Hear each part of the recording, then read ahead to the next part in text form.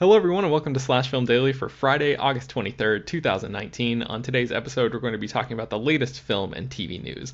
My name is Ben Pearson. I'm the senior writer at SlashFilm.com, and I am joined by Slash Film managing editor Jacob Hall. Hello, hello. Jacob, it's just you and I today on the Yeah.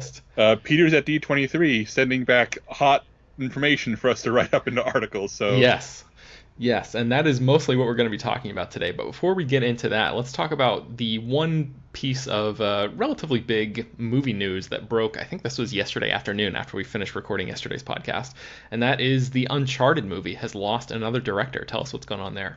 yeah, Dan Trachtenberg, the director of 10 Cloverfield Lane and episodes of Black Mirror and The Boys, has left the adaptation of Uncharted that he's been making at Sony. He was announced as the director in January, and he's one of many big name filmmakers who, over literally a decade, have been attached to this film and have dropped out. It includes people like Sean Levy, Joe Carnahan, David O. Russell, Neil Burger, Seth Gordon.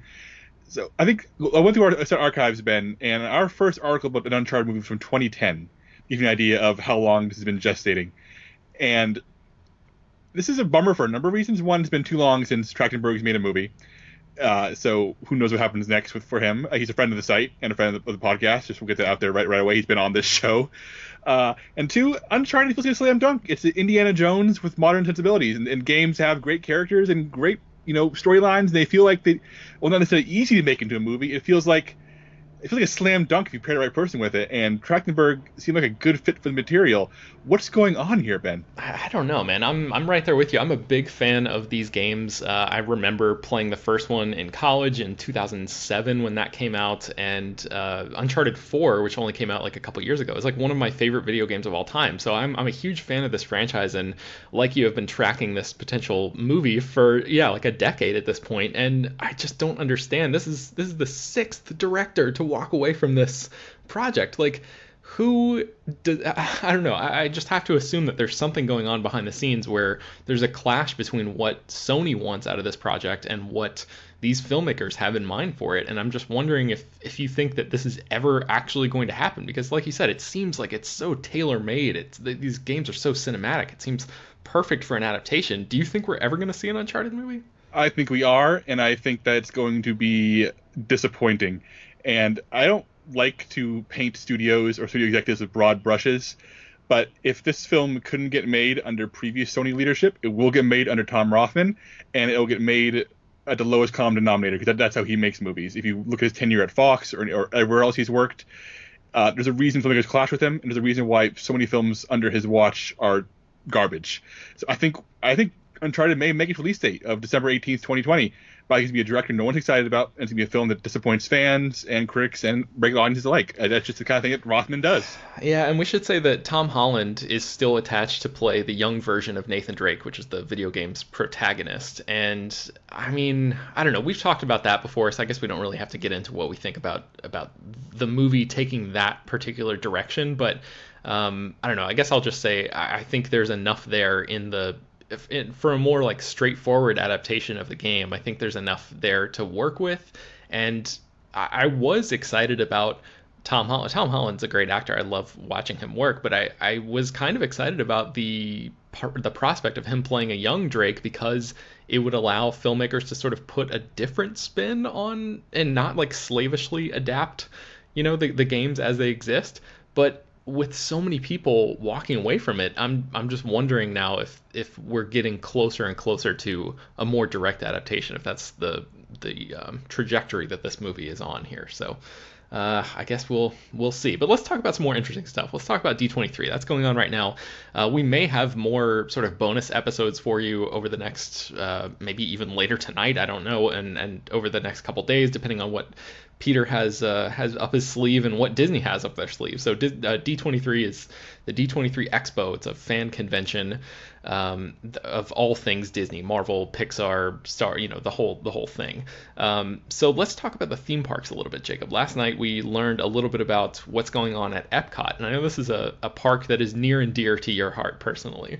Yes, Epcot, for those of you who don't know, is the second park built at Walt Disney World in the early 80s. And even if you've never been there, you may recognize the giant silver sphere. That's its park icon that houses the ride Spaceship Earth. And that ride is very much an icon of what the park used to be when it was first built, which is a park about educating and enlightening, which meant, rides about history and science, communication. The back half of the park all about various cultures, as pavilions built, to be around and based on countries around the world. And over the years, Epcot's developed this reputation as being the boring park, even though people like kids like me who loved learning loved Epcot to death. And over the past few years, we've seen Epcot really start to change its trajectory. Like, for example, a Frozen-themed ride opened there. There's a Ratatouille ride being built there. Guardians of the Galaxy are going there. And there's been this shift toward Epcot no longer being, the educational, future vision of tomorrow that it was 30 years ago. And D23 has really cemented this. Bob Chapek, who runs Disney Resorts, came out and says that in the next few years, Epcot will become more Disney, more family, and more timeless. I think the more Disney part is the key here. I think a lot of us have suspected that we're going to see a lot more character-based rides and attractions, replacing, stuff that was, more neutral in its themes. And in order to sort of drill this home, they announced a experience called Journey of Water, which is based on Moana. And I'm going to quote the release here. It will let guests interact with magical living water in a beautiful and inspiring setting. So it sounds less like a ride and more like, an interactive experience. Between this and, Ratatouille and Guardians of the Galaxy, Epcot's undergoing a massive shift. And it's also getting a facelift. There was new concept art release that you can see in our article on the site that has, a really beautiful looking overlay for the park. The front entrance is being redone. It's becoming more colorful. There's going to be more stuff announced on Sunday, we believe.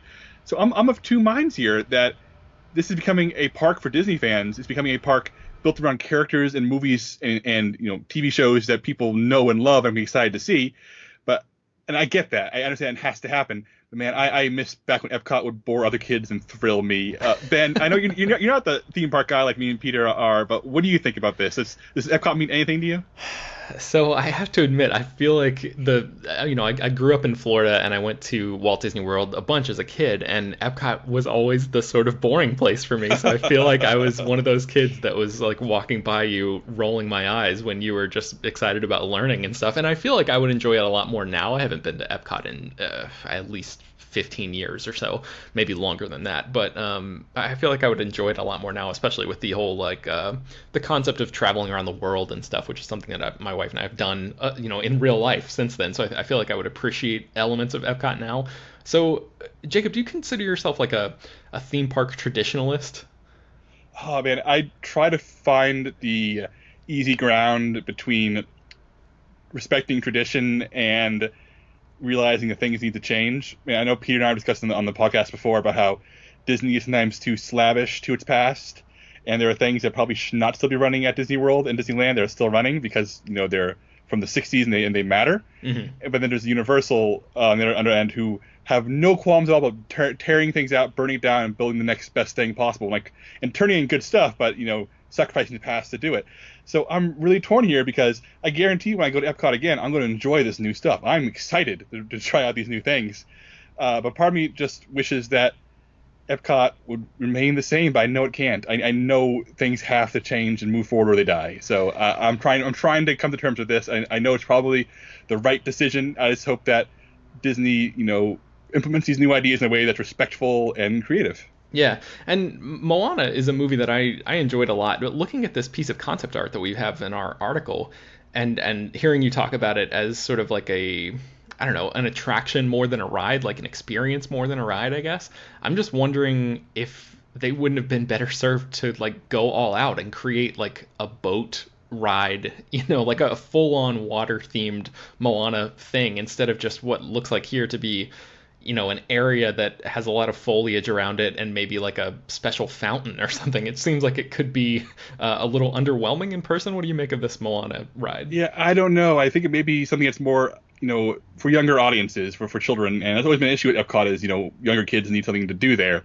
So I really do think it's going to be something that, maybe the 10 and under set are looking for. And I know that if you believe the theme park rumor mill, and I believe this story, is that Disney had very loose plans for a Moana-themed roller coaster if the movie was a billion-dollar worldwide film, which it was not, which is why we're getting a water fountain as opposed to a, Magic Kingdom-style roller coaster, next to Jungle Cruise. Interesting, interesting. All right, well, let's talk about something that I think most of all ages of Disney visitors will probably appreciate, and that is the Star Wars Galaxy's Edge Hotel, which now has a name. I think it's either called the Galactic Star Cruiser, or I think that's like the umbrella name for it, and the actual specific name of the quote unquote spaceship that is themed. This hotel is themed as a spaceship, and guests can stay in there. Is called the Halcyon. So, Jacob, I know you've been sort of following closely in all the theme park stuff, and this particular hotel is something that is only going to be available, as far as we know right now, at the at Walt Disney World. It's not over here on our side, on my side of the country, in Disneyland. So what do we know about this, and what do you think about these models and photos that we've seen so far? It looks like a cool Star Wars ship. It looks like what you expect a luxury cruiser to look like in Star Wars. It looks like the Carnival Cruise Line if it was a somewhat junky spaceship, which is perfect for Star Wars. And the theme here is that this is a ship docked at Batuu, where it's location of Star Wars Galaxy's Edge, and you can sort of come and go and disembark to go visit the planet and go back on. And all the early reports have aligned with this concept art, which is that there are no real windows in this place. Every window is a screen, so it looks like you're floating through space, and that you will be immersed. Like, all the employees are in character. There will be different storytelling elements and experiences going on that you can choose to join in, sort of become a rebel spy and do all kinds of things around the hotel. And this also aligns with the fact that this is a very small hotel by Disney standards, only a couple hundred rooms, which means people can pay a premium to be able to stay in the world of Star Wars right next to Galaxy's Edge and immerse themselves. So it's a case where if you're not interested in dressing up as a rebel and going on missions in your hotel, probably better to stay somewhere else. But if that sounds appealing, this looks like they're doing the Galaxy's Edge thing of making it look like you're actually in Star Wars. And I don't know about you, Ben, but I want to stay at the Star Wars hotel. Yeah, I mean, it does look pretty cool. I'm wondering what the specifics are. We've seen photos of the floor plan and stuff like that, and I think just at D23 they unveiled some basically just some actual models and some concept art and stuff, but we haven't really seen any. I'm not even sure where they are in terms of construction on this thing yet, or the specific dates of when it's going to be open and available. But yeah, I'm very curious to see what this thing actually looks like in practice instead of in theory, because while in theory it certainly looks impressive, I'm wondering if that immersion is actually going to be as immersive as they claim, because I think that's one of the things that Peter's been relatively disappointed about regarding Galaxy's Edge as a park, is the fact that there aren't characters walking around and interacting with people on the level that he would want. So I'm wondering, in a fully immersive hotel environment, if it's just going to feel like a hotel with really cool design work everywhere, or if it's actually going to feel like you're walking around inside of a Star Wars story. Yeah, I think on paper the idea of that sounds amazing. Then you get to the point where a guest is very angry or upset or having an issue, and then it's like, excuse me, we need to get to a bathroom immediately. Oh, you mean the refreshment pod over there? Come with Right. me, visitor. At what point do you break that character? At what point do you realize, oh, I should probably break immersion? I've always wondered that. When does Disney train its employees to pull the line there? I'm very curious to see those sessions. You know what that reminds me of is, I don't know if you saw that episode of South Park where the kids go on a field trip to an old 1800s town, and terrorists take over, and it's like a Die Hard thing, but all of the employees refuse to break character. So the terrorists are demanding where the vault is, and they're just I don't know what you're talking about, partner. All that stuff. They just are so committed to the bit that they refuse to break. I loved it. Okay, so one other thing I guess I should mention about this Star Wars hotel is that we've learned that it is a part of the fictional brand called the Chandrila Star Line, like the White Star Line that sort of ran the Titanic. And I had never heard of that phrase before, that word Chandrila, but I looked it up on Wikipedia, excuse me, and it's actually a planet in Star Wars canon. It's the birthplace of Ben Solo, aka Kylo Ren, and the home world of Mon Mothma. So there's a little trivia you can impress your friends with, or I don't know if that's impressive to anybody that is listening at all, but maybe hardcore Star Wars fans might appreciate that. So let's move on to what is arguably the most interesting thing, the thing that people are probably the most interested in, which is the Marvel Land at California Adventure. So, Jacob, we saw some new concept art and a bunch of new information about this. What do we know now? Yeah, Peter snapped a bunch of photos of models and artwork, and Disney released some official clean versions as well of a few of them. So if you want to see what we're talking about, you should go to the site. But the new Marvel Land currently being built at California Adventure, which is the sister park to Disneyland in Anaheim, is going to be called Avengers Campus. And the theme is that the Avengers are building, campuses around the globe, specifically at Disney parks, letting guests come visit and sort of get recruited to help save the world in various ways. So the theme is immersive in the fact that it's not just, oh, this is a Spider-Man ride, there's an Iron Man ride, or it's an Ant-Man brewery, or whatever else is going to be there.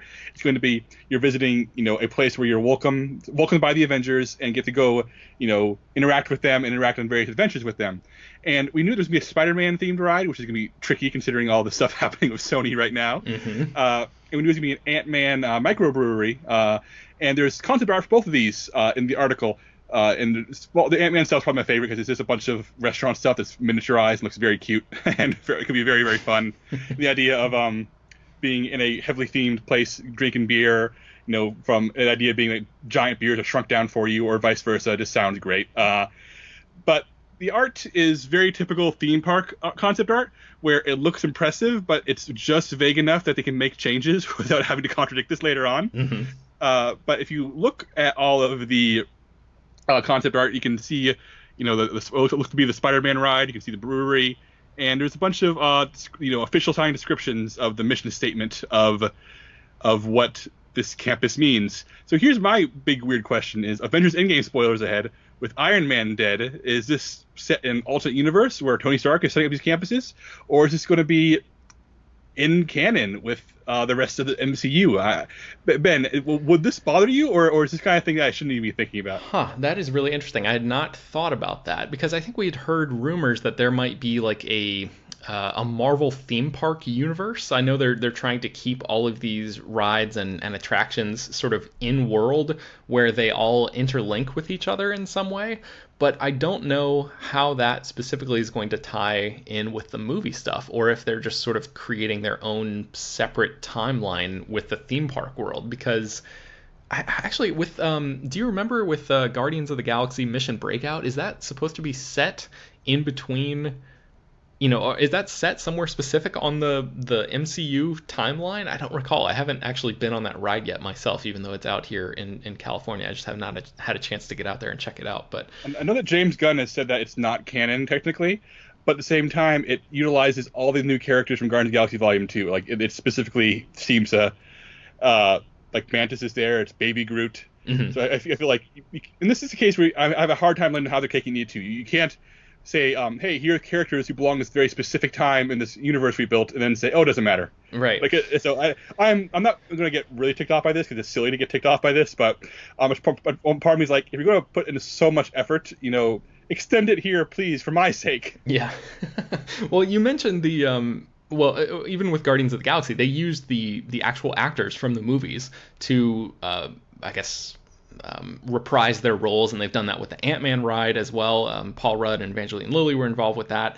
You mentioned Spider-Man, and with the sort of drama that's popped up this week, I don't think we've seen anything where Tom Holland has like specifically recorded footage or done anything for this upcoming Spider-Man ride.